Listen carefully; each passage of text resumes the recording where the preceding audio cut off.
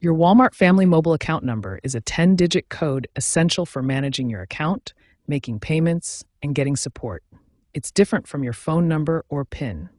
There are three primary ways to find it: through the Family Mobile app, on your bill, either physical or digital, or via the Walmart.com website. Always ensure you're accessing these platforms securely and avoid sharing your account number publicly to prevent fraud. If you ever forget your account number and can't find it using these methods, you can contact Walmart Family Mobile Support at 1-800-922-0204 for assistance. First, using the Family Mobile app. Download the app from the iOS or Android App Store and log in with your Walmart account or phone number and PIN. Navigate to the Account or Profile section, where your account number will be listed under Account Details. Second, checking your bill.